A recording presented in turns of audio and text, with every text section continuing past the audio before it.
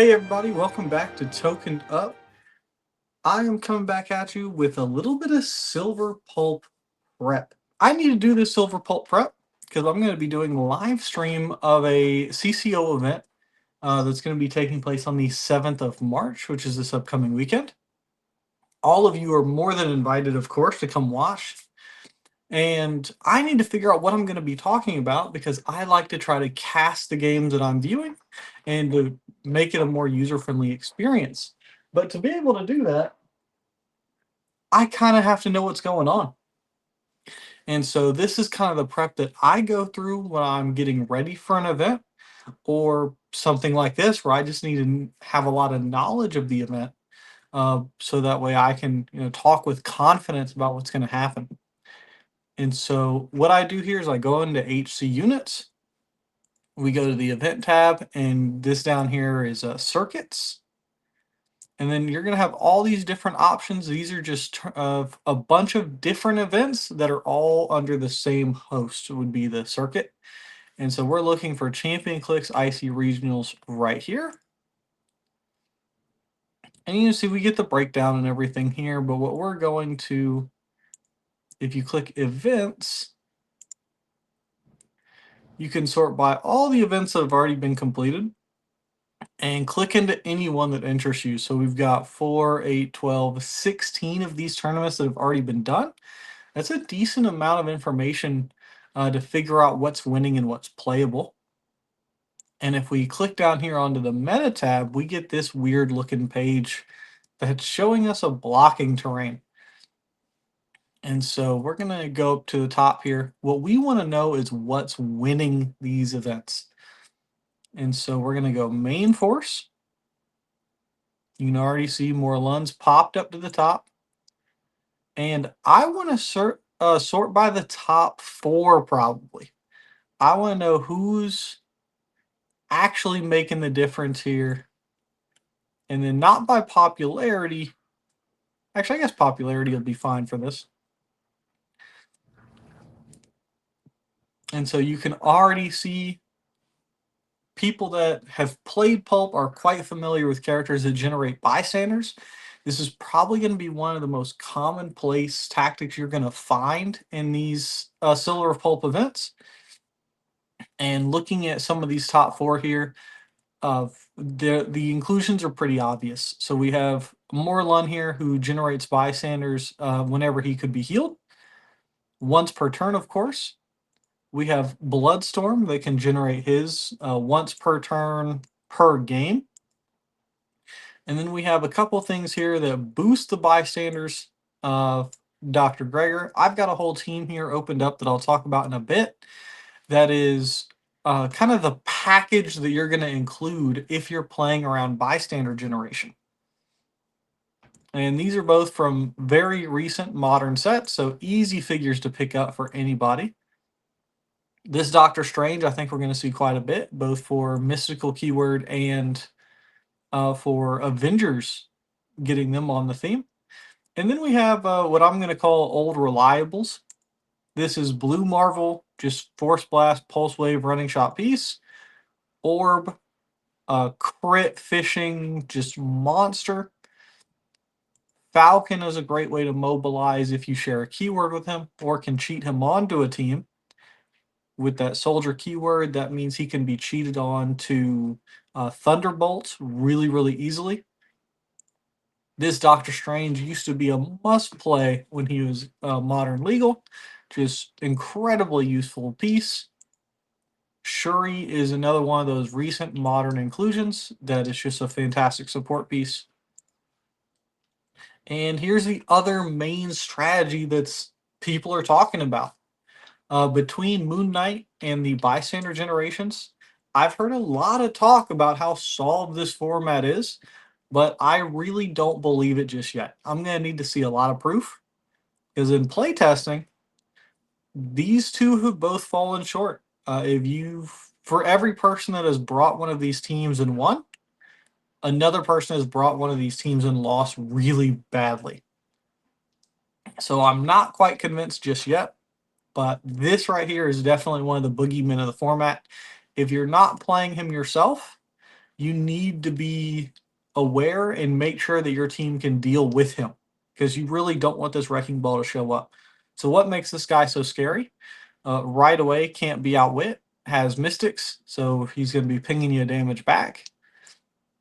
He has self heal and 1, 2, 3 stop clicks on the dial with super senses, so he's going to be able to heal himself up off these stops and use them multiple times. And of course, we have what is essentially colossal retaliation.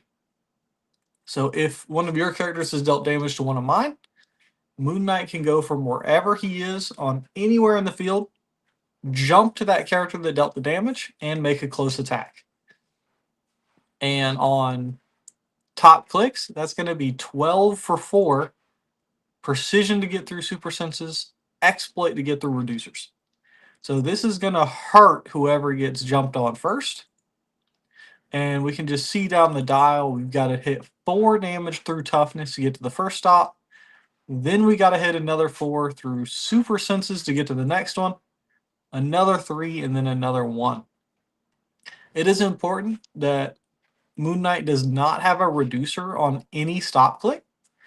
So if you hit him to the stop click and you have knockback, you're going to hit him right past it because he's going to take the extra knockback damage. But let's keep looking here. This Hal Jordan, I think, is one of the best pieces for a defensive core that's available in Silver Pulp. I think he's good enough for modern play as well, honestly. And he's going to be giving you +1 damage for close attacks if you're next to him, and be putting people at a 20 defense, 19 on the defend, and then +1 here. So really strong for defensive cores. Kazar is another of that old reliable group. He's very, very similar to Falcon up here in terms of just mobilizing your team. And just like Falcon, we see the... Oh, I thought he had the assassin keyword. Either way, if you share any of the keywords with Kazar, he's going to be able to mobilize you really, really easily. Red Widow, another old reliable. This is just a brutal charge flurry piece with exploit. Very, very cheap. And then we have a couple of really cool tech pieces here. Nathaniel Richards is fantastic for giving a standard attack power to an adjacent character. So you might be thinking that that's not very impactful, like there's only so many characters that really need it. But if you're playing like a team with like really long range attacks, sometimes giving someone precision strike or pin blast can be the difference of getting a kill or not. Not to mention, you can give Pulse Wave, which is a standard attack power, to a character like Orb, who can turn his attacks into a crit. So now you're crit Pulse Waving, which obviously comes with knockback because it's doubles. And so now you're Pulse Waving for 3 damage with Running Shot thanks to Orb. And he's got his own prob to help make sure it happens. So characters like that are not to be, overlooked. And then we've got Poison Ivy, who's able to make her Vine bystanders. We've got Medusa, who's able to create her Living Hair bystander, which of course just pairs so nicely with this Bloodstorm and Morlun. Like, so good. I had never seen this Medusa figure until these events and have been really, really impressed. And so if we keep going down here, this is the other one I really wanted to talk about today. So Primus essentially makes a bubble around himself and other characters with the brute keyword that says if you're in my bubble, you can't generate anything and you can't be placed. So if you use telekinesis, that's a placement. If you carry a character, that's a placement when you put them down.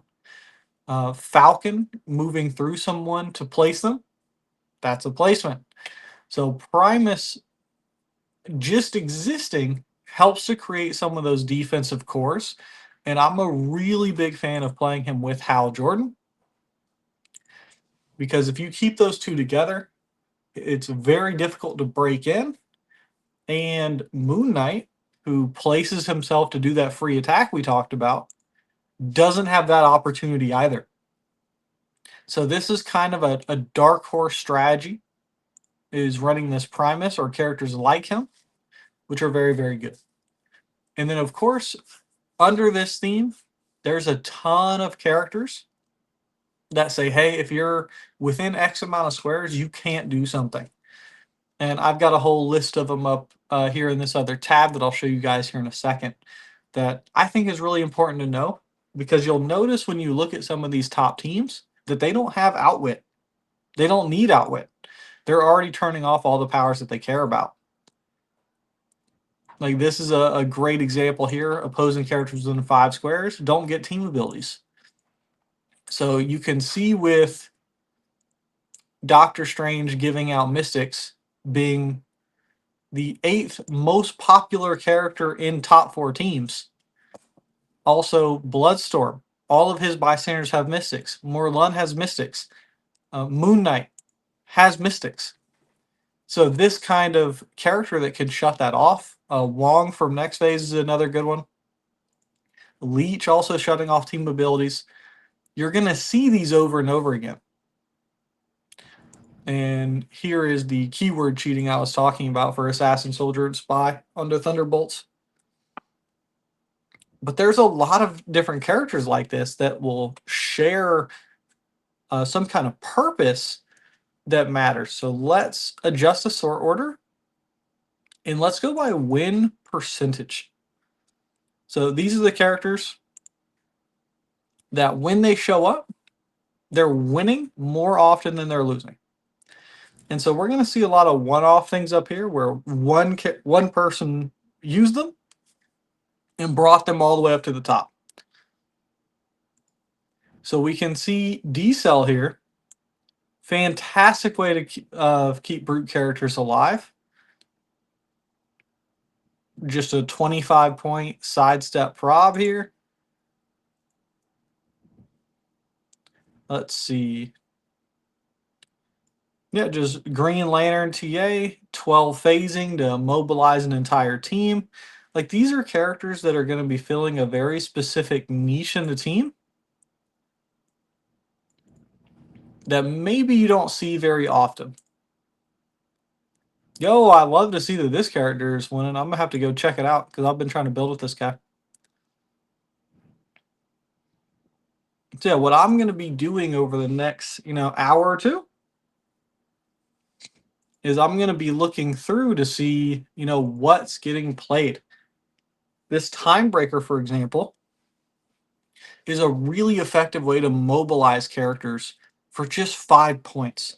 And not just your own characters, but if you get this time breaker next to a character that's hiding in stealth or needs to be adjacent to someone, like that Blue Lantern Hal, for example, you can do this power action and move their character. And this is one of the very, very, very few characters in Clicks that can do that. And then we see the bystander combo, Mary Jane Watson. This is a brutal way to just make so many paparazzi bystanders. And if you're already playing ways to buff bystanders, all of these have autonomous, including herself. So these don't even count against your action total. You're just getting 3 free attacks or whatever else you want to do with them. And yeah, most of these characters we've already talked about. War Machine's a really great inclusion. We should talk about this one as well. This is a map-wide perplex and prob on your turn. And we have fantastic keywords to pair him up with. And importantly, Soldier is here, so we can even keyword cheat him onto other teams.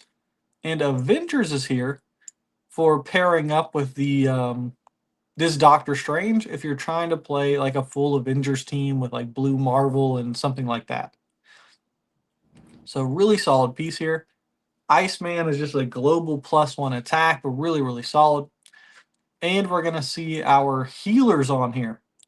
So you've got Aunt May and you have Ramonda here. Both are going to be providing you very, very cheap access to support, which is going to be how you create the bystanders for Morlun.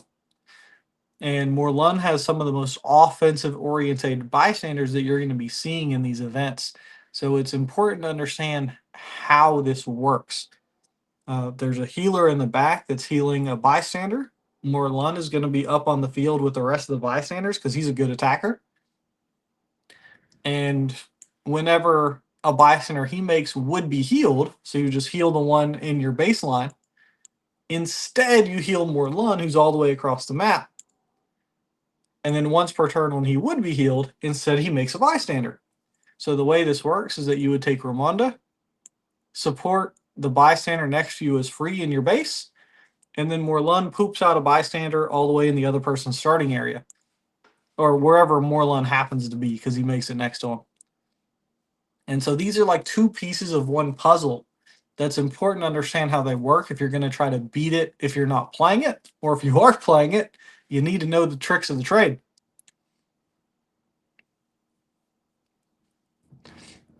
So Supergirl's a really cool tech piece here.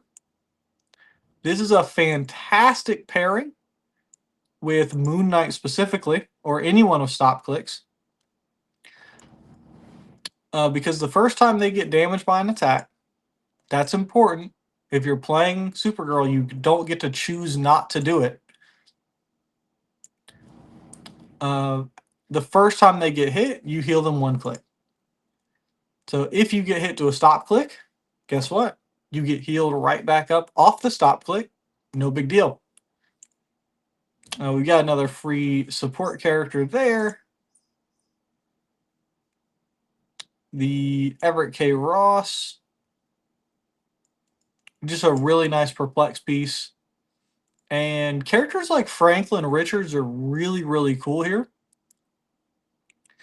Because these are really nice pick a power pieces. These are the Swiss Army knives of pulp. There's a couple of them, but Franklin's probably the most impressive. And you're going to allow yourself to choose whatever power you need in the moment. Now, some players will, turn them into an attack piece. Like maybe you want, charge, flurry, exploit, whatever. But the really, really effective players are going to take these Swiss Army knives and use them for things like enhancement when you have a lot of attacks lined up. Maybe they're going to use it for TK. Maybe they're going to choose, stealth combat reflexes and park right in front of your attacker that can shoot through characters. So that way you physically block the line of sight from other range attackers. Like the more creative you are with this kind of piece, the better they are. So if you're going to play someone like Franklin, don't lock yourself in to just one play style when they can do it all. That's what makes those characters so powerful. Party Thor is an old reliable. This is another pulse waiver. Even in pulp, you're not going to get away from big pulse wave teams. And in fact, between Party Thor and Orb, with that pairing I talked about earlier in Blue Marvel, I'd say you better be prepared for a pulse wave team, or at least understand how your team's going to react through a pulse wave. Here's the other character I want to talk about. This character gets added to the defensive core kind of list with Primus, with Blue Howl. These help make teams that survive the first attack and then are going to be really hard or impossible to hit throughout the rest of the game. So you just absorb the impact and then slowly fight through your opponent while they struggle to hit your high defense numbers. And this one is specifically for Soldier or just anyone adjacent to him if you're playing really tight with like a Green Lantern team ability. So really solid piece if that's the kind of thing you're looking for. And of course, probably the last major archetype that I haven't talked about yet, mind control. While there's only a handful of really amazing mind control pieces, some of the older mind control pieces got treated very favorably with the rules changes. because mind control used to have a major downside with some of the feedback damage that you'd take. That's not possible anymore, which means the old mind control pieces that were built for that, I'm thinking specifically of Rat King from the Teenage Mutant Ninja Turtle sets, are now just incredible pieces because the rules got changed in their favor and they weren't designed for it at the time. So someone like the Brain, where you've got these see-through characters, these really long ranges, you're able to make really good use out of mind control and turning your opponent's team against them. And that way you don't have to deal with things like the team abilities here, the mystics pinging yourself for 1 damage. Because this isn't a May ability, so you'd be able to turn mystics against the other team, which is pretty cool. But let's talk about bystanders here. So first and foremost, we've already talked about the 4 main characters that make the bystanders. That's Morlun, that's Bloodstone, that's Poison Ivy, and that's Medusa, are kind of like the big 4 here. And I'm gonna add Mary Jane to that, even though her bystanders aren't as scary. Ooh, this one. And so in our bystander toolbox, the most obvious one is probably Dr. Alia Gregor. So this is both a leadership for you, which is important, and all friendly bystanders modify all of their combat values +1. So that's attack and damage, and speed and all that. So all the flurry bystanders that you're making are going to be able to attack that much more consistently. Hey, kitty cat. And also the support bystanders made by Bloodstone, the one that has TK and probability control.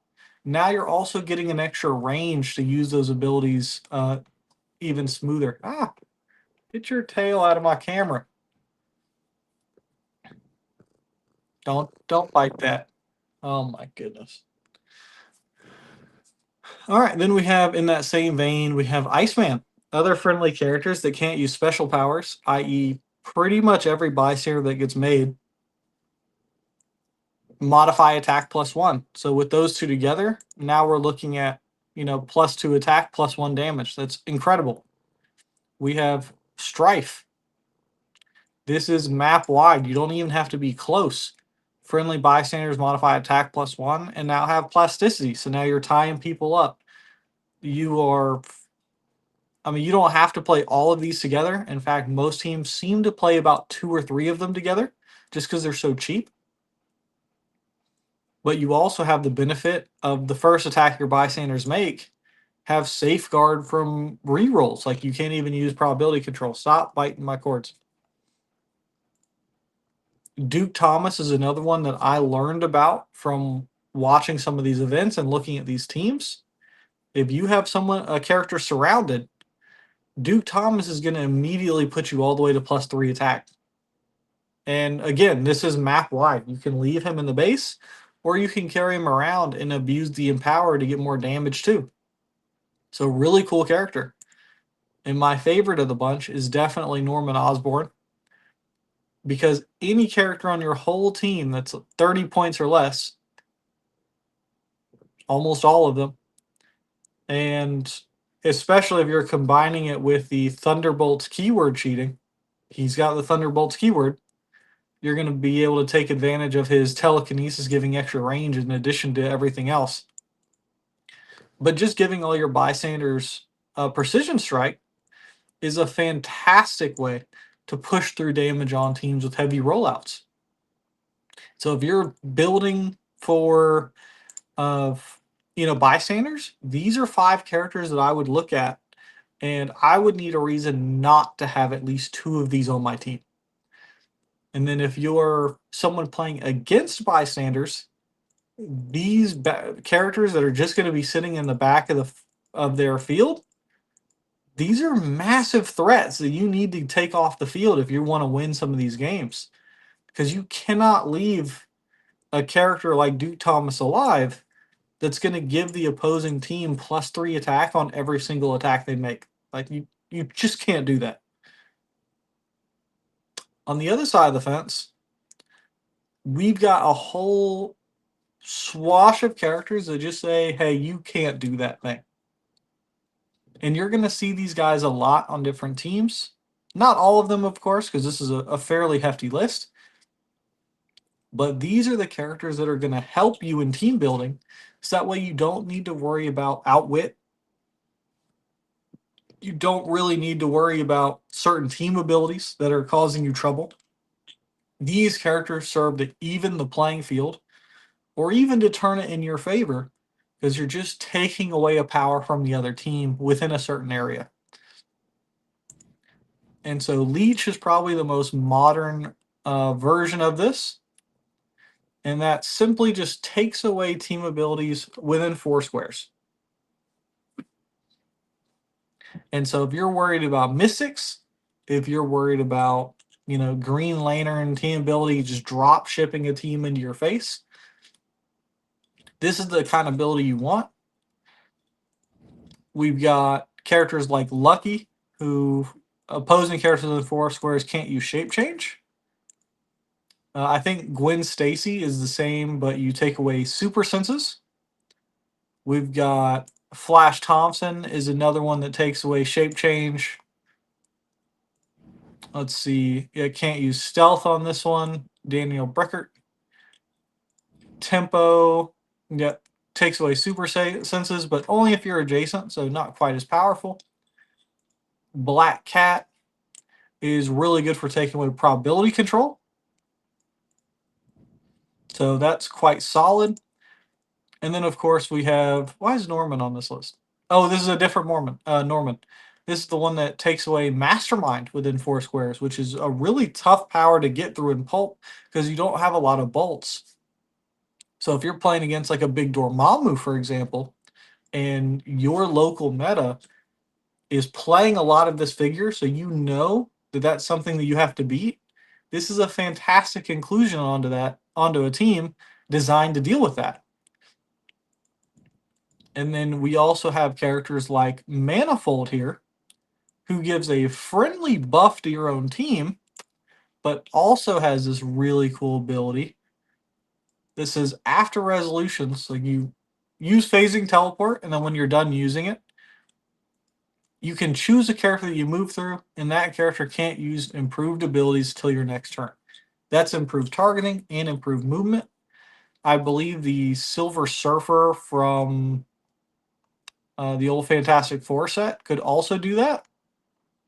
And I think there's 1 or 2 others that have similar abilities or ways to do this same thing that may not just be moving through somebody. And so these characters are able to take a problem piece, lock them down, take away their improved movement characters, and maybe, sit a bystander next to them or something. So that way they can't break away and they can't cause havoc on your team. And so these characters, a massive amount of them come from Spider-Man and Venom Absolute Carnage. And I mean, like, probably half this list does. So they really liked this idea in that set. And then Wong, of course, just directly targets the Mystic team ability, but also gives you Prob and TK. So he's a pretty good piece that isn't just that, taking away a team ability. And so if you're building for this set, these are the things you need to think about. And when you're playing in the set, which is why I care about them, I kind of have to know how impactful these guys are. So that way I can talk to you guys, the viewer, and explain what's going on. Especially if you're used to playing with some of these characters, you can just kind of be in the zone and being like, yep, attack here, attack here, attack here. Oh, no, you don't get super senses. This person's here. And it's over in a flash. And from a viewer's experience, sometimes it's hard to get stuff like that in Heroclix. And so my goal is kind of to study this stuff, see what's being played. And let's take a second and just look at some of the top teams here. So let's go from the local events past. So we go to the ones that have already been looked at or that have already been played. And we'll just start at the top here. Hey, yo. Ain't no way. Oh, okay. I thought this was going to be a full multiple man team, but this is a really good example of the bystander team that we're talking about. I will mention that for some of the sideline elements, things like this sentinel that are just waiting for something to activate so you can bring them off the sideline, and I think this scroll spy is the other one, are great inclusions. And if you own these things in your toolbox, there's no reason not to put them on the sideline. Like, they just make your team better. This war machine that you always see in silver, that's always attached to a Scott Porter, is also a fantastic inclusion. And then this Deadpool is a really good way that if your Morlun gets KO'd, this Deadpool can come in and kind of keep on trucking. So pretty solid. But for the main force, we see this combo: Morlun, Bloodstorm, Medusa. Here's the Duke Thompson. What's Hammerhead doing on here? Let's see. I'm honestly not sure why this Hammerhead's on here. Maybe for this? Oh, I see. This is a way to move through blocking. So this is a really important ability here that you're going to see on a lot of these teams, which is some way to destroy blocking terrain. Because if you get put on a map that's really closed off and you don't have a way to do this, your entire first like 2 or 3 turns are just scuffed because you can't move where you want. You don't have an effective way to mobilize your team through walls. And so this is the price you pay. You have to put something on your team that can do it. We've got the free healer to pair with Morlun to be able to heal him from cross map. We've got Ali Gregor. This is giving +1 attack and damage. More bystanders. This is a multiple man 10-point in power. You can just carry it with you. And because of Duke Thomas, guess what? You're giving people +1 attack too, because there's one more character next to your team. Timebreaker, Teen Lantern for prob, barrier, and of course, Team Green Lantern ability to mobilize. Overdrive is one we haven't talked about, but importantly, he creates a vehicle which has carry 4. So this is another pseudo Green Lantern ability to mobilize your team. So you can see this kind of team is very specific about what it wants to do. Every single character here serves the purpose to make that goal easier or serve some kind of cog in that wheel. Nothing's here for no reason or just because it's cool. Very streamlined team that I like to see. The one thing I will notice, though, is that this team does not have a way to deal with the opposing team's mystics, which means if this team gets put up in a mirror match, the mystics are going to be killing each other's bystanders as they're going, and it's going to be really scrappy. And so having these ways to maneuver your team with Teen Lantern and Overdrive might really help with that matchup. You get your attacks off, you tax your team away, and they struggle to fight back. So really cool team there.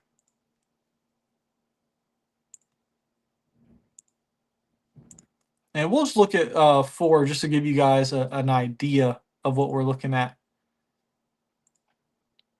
Yo, this is super cool. So this is a Primus Brute combo that looks like it's also using Sinister Syndicate abilities to get the job done here.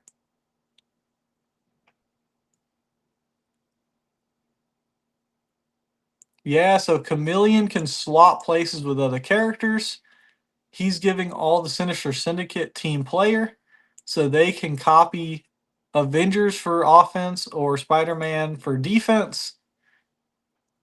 D-Cell is giving all of the brutes of basically +2 defense from range attacks, except it's subtracting from the other team that's doing the attacking. So it's a little bit better, actually. And then everything else on here is just designed for consistency. And because we have Primus here, this is that defensive shell I'm talking about where the other team cannot place or generate next to you. And with all these different brutes on here, like the double rhinos and their massive HP pool, buffing each other with the Sinister Syndicate stuff, and of course, move through blocking, very important. This team is going to be a beast to deal with, so really, really cool. I love it. Like I said, if you're not playing Morlun or uh, what's his name, Moon Knight, then you need to have a goal to how to deal with them. So here we go. We've got this is going to be a blue Marvel focus team, just a good stuff strategy. You can see we've got the Falcon and the Khazar here to mobilize them. We have Nort here, who isn't just bringing the Green Lantern TA, but also a little bit of defensive capability with that down there. We've got Spiderling for dice manipulation. And then we've got the people actually doing the punching with Blue Marvel and Orb paired up with Dario to turn off the team abilities. They're not worried about Mystics. They're pulse waving your team, and they're just getting in there for big damage. And Supergirl here both keeps things alive and is able to shoot through everything to play on any map. So really cool team of just I would call this a good stuff pile. There's not one central like idea that this whole team does, but everything here is good. Every single point spent on this team is on a character that's super cost efficient for what it does and does its thing really well. This is just old school Heroclix team building played up to 400 points. So really cool to see. And then is that our second or third one? Yeah. And so the last one we're going to look at here, we've got an Avengers army. Oh, that is a cool inclusion. So we're seeing the Doctor Strange here that's giving all Avengers Mystics. We're seeing the Falcon here to mobilize them. We're seeing Captain America to keep that defense up. We're seeing War Machine here to give map-wide prob. And then we're seeing the actual heavy lifters here. Blue Marvel to deal damage. Taskmaster is going to be both damage and support, depending on what you need him to be. And this Gray Hulk is a monster, especially paired with Falcon to mobilize him. So this is the kind of Avengers framework that you can do. And these attacking slots are super flexible. If you like a certain Avenger, it's easy to put them on this kind of team. So great to see. Let me see if I can find a Moon Knight team that topped a regional here. It shouldn't be too hard. Is this both Morlun and Moon Knight? Nope. Oh, yeah, see, this is they're pairing the bystanders with the Hal Jordan to give them that big defense buff as well. So kind of playing the best of both worlds here. So you can be very, very flexible with what you're building as long as you've got a good idea with what's going on here. Yo, that said Crimson Dynamo crew down there. That's freaking awesome. Come on, give me a Moon Knight build. What's going on here? Here we go. It took us a while to find one. You see that the bystanders are much more favored than Moon Knight himself. But here we go. We're combining Moon Knight with the Falcon, with the Blue Marvel. We've got just a great piece here in Shuri, giving either +1 defense or damage to another character. Teen Lantern, just a good prop piece, mobilizing. And here we go. This is the first time we're seeing the symbiotes. You can self-kill these symbiotes or just throw them at the opponent so that they have to deal with them. And then once they die, you attach them to one of your characters and give them Steel Energy, Super Strength, Shape Change, which is everything Moon Knight wants. That is a fantastic set of abilities to give to Moon Knight. Skinny Steve Rogers on here, this is dope. So just a really good leadership piece, I suppose. Oh, is this all Soldier? Is that what this is? Soldier, Soldier on Moon Knight, Soldier on Falcon. Shuri breaks it. That's pretty cool. So overall, I love it. And then the Midnight Angel on the sideline to switch in for Shuri once she's done her job. But you can see the different strategies here that are available. I'm really excited for Silver Pulp overall. I think the longer we play this format, the more stuff we're going to discover. Just because there's so many years worth of figures that are playable. One thing we didn't look at while we were searching for it was maps. If you're going to one of these events, you need to make sure that you can play on both an older long map and some of the newer smaller maps. Of if you are going in and can only do one or the other, you're gonna have a bad time if you don't choose what map to play on. Similarly, if you're going to one of these events, you and your opponent are both going to be placing terrain on the map before the game starts. Probably 3 blocking terrain, unless you really rely on stealth. And so where you place that terrain is going to make a really big difference. Some of these maps are navigatable up until someone puts 3 blocking terrain and just pins you into your starting area.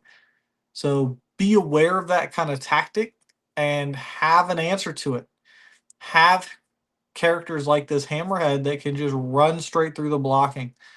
Gray Hole, just run through it and break it all, open the map up. Take a turn to set yourself up if you're going to play in these events, and then push through with everything else. But that's going to be it for me. Thank you guys so much for watching. I'm going to spend the next, hour or two delving into these teams and figuring out how everything works. That way I can commentate it while I'm watching these games on the 7th. And tune in with me there. Tell me what you guys think about Silver Pulp. Drop it down in the comments what character you thought was going to be really powerful and didn't show up, or maybe some of these these sleeper strategies that turned out really, really cool. Like I think the Primus plus Sinister Syndicate team we looked at was awesome. I want to see stuff like that. So drop your recommendations down below. Give me a like and a subscribe. And check us out on the 7th. It'll be really cool to see you guys there in the chat. But that's it for Tokened Up. I'll see you next time.